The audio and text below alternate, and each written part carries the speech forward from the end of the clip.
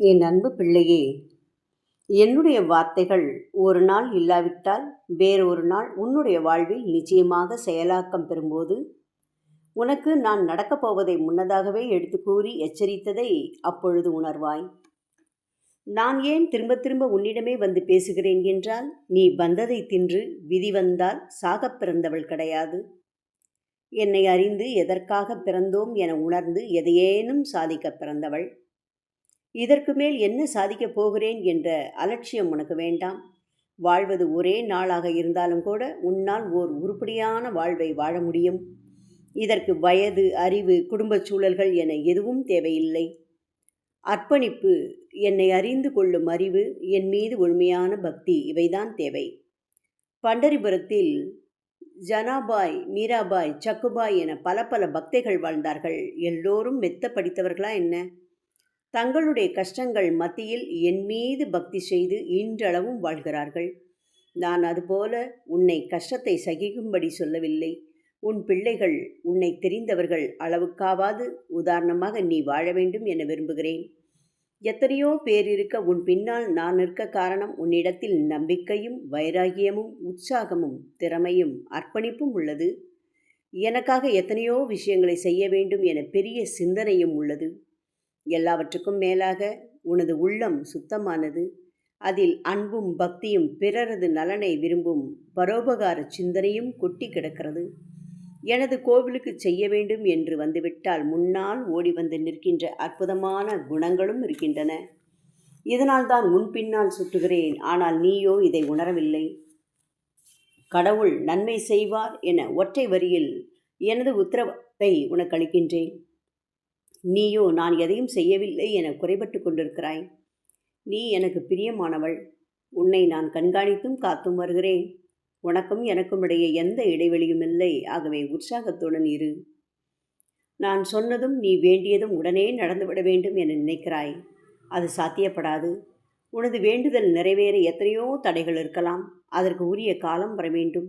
அதற்கு பிறகு நீ விரும்புவதை நடத்தி தரும் சூழல்கள் உனக்கு சாதகமாகிக் கொண்டே வரும். சாந்தாராம் என்ற பக்தர் ஒருவர் தகானு என்ற இடத்திலிருந்து மும்பைக்கு வேலையில் மாறுதல் வேண்டி என்னிடம் வந்தார். அப்படியே நடக்கும் என அருளினேன். அது நடக்க 6 ஆண்டுகள் பிடித்தன. ஆம்டேக்கர் கஷ்டம் தொலைய என்னிடம் வந்தார். 7 ஆண்டுகள் இறங்கு முகமாகவே இருந்தது. நம்பிக்கை குலைந்து போன பிறகு அவருக்கு ஏற்றம் உண்டானது. ஆகவே உனக்கு நடக்கும் என்றால் நடந்துதான் தீரும். ஆனால் கால வரையறை சொல்ல முடியாது. நீ பொறுமையுடன் நடக்க வேண்டும். கேட்டது உடனே நடக்க வேண்டுமானால் நீ உனது உடம்பு, மனம் இரண்டையும் எனக்கு தட்சணையாக தந்துவிட்டு அமைதியாக எனது பாதத்தில் காத்திரு. சிறு பிள்ளை போல அதீத கோபம், நல்லது கெட்டதை யோசிக்காமல் தப்பு தப்பாக யோசிப்பது, சிறுபிள்ளைத்தனமான நடத்தைகள் என அவ்வப்போது நடந்து கொள்கிறாய். நான் யார் என்று எனக்கு தெரிந்தால் அது போதும் என நினைக்கிறாய். அப்படி இல்லை. பிறருக்கு நீ யாராக தெரிகிறாய் என்பதுதான் இங்கே விஷயம். அவர்கள்தான் நீ யார் என்று உன்னை தீர்மானிக்கின்றார்கள். அது தேவையில்லை என உன்னால் ஒதுக்கி தள்ளிவிட்டு போக முடியாது. ஏனெனில் உனது வாழ்க்கை முழுவதும் உன்னை விமர்சிப்பவர் மத்தியில்தான் கழிகிறது. அவர்கள்தான் எந்த நேரமும் எந்த பக்கமும் உன்னை சுற்றிலும் இருந்து கொண்டிருக்கிறார்கள்.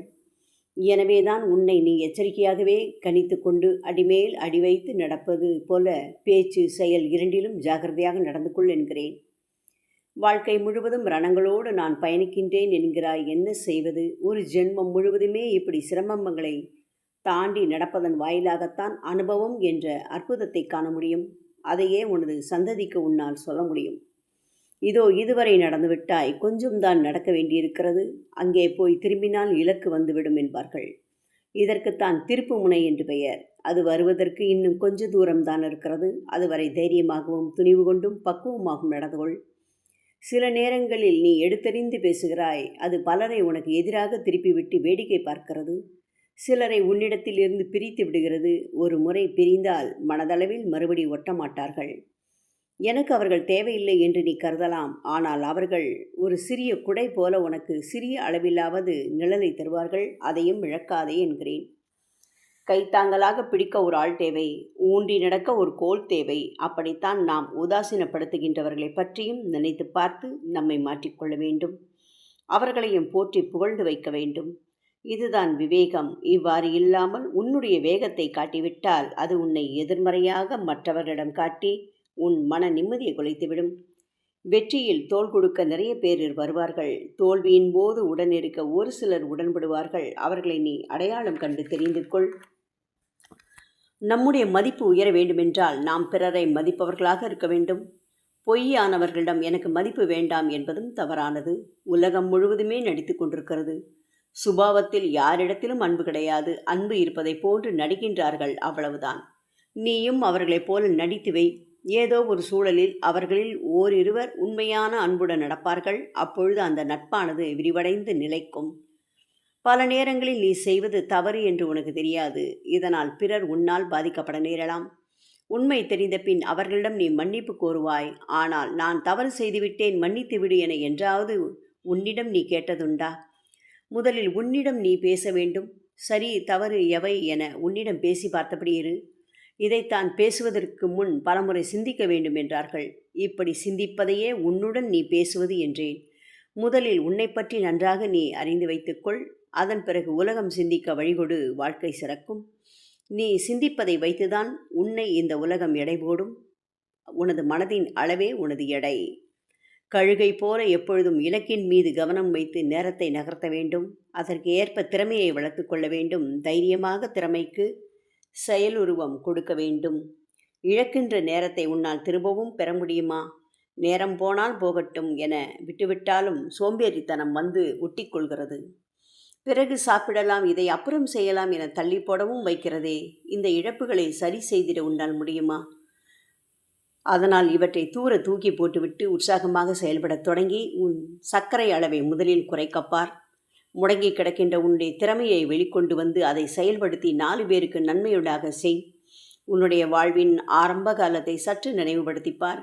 உனக்கு ஏற்பட்ட வலி, காயங்கள், ஏளன பேச்சு, மற்றவர்களால் உதாசீனப்படுத்தப்பட்ட நிலை, பெற்ற வசவுகள், அடைந்த அவமானங்கள், உயர முடியாதவாறு தடுத்து நின்ற வறுமை, இப்படி ஒன்று சேர்ந்து உன்னை வாழவிடாது. எதிர்த்த அனைத்தையும் எதிர்த்து போராடித்தானே இந்த நிலையை அடைந்தாய்.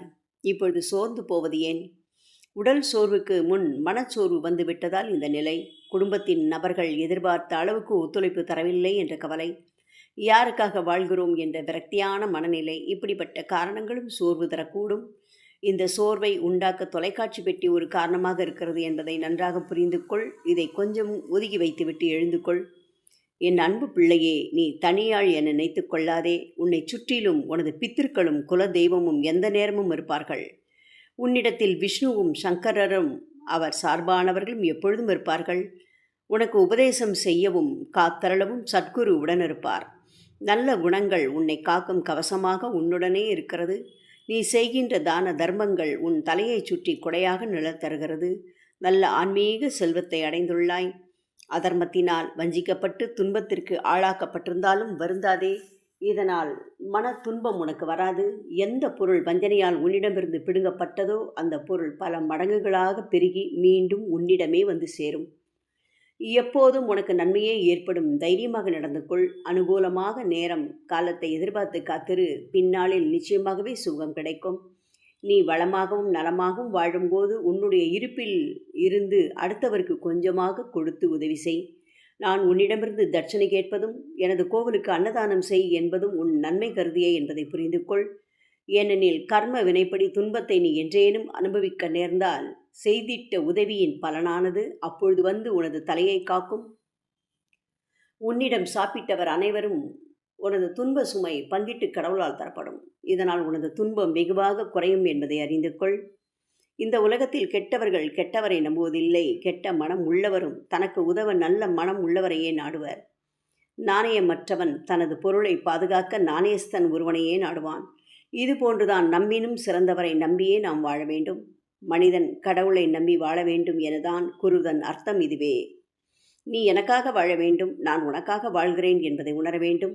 இதன் காரணமாகத்தான் ஜென்ம ஜென்மமாக உன்னை பின்தொடர்ந்து வந்து கொண்டிருக்கிறேன். நான் எப்பொழுதும் உன்னுடனே இருக்கிறேன். எங்கெல்லாம் என்னை நினைக்கிறாயோ நான் அங்கெல்லாம் உன்னிடம் இருக்கிறேன். உனக்கு உனது தாயை விட அரவணைப்பை, அன்பை, ஆதரவை கொடுத்தது நான் தான் என்பது உனக்கு தெரியும். உன் தாய் உனது அழுகைக்கு காரணமாக இருந்திருக்கக்கூடும். ஆனால் நானோ உனது கண்ணீரை துடைக்கவே எனது கரங்களை உன் முகத்தருகே எப்பொழுதும் வைத்து கொண்டிருக்கிறேன்.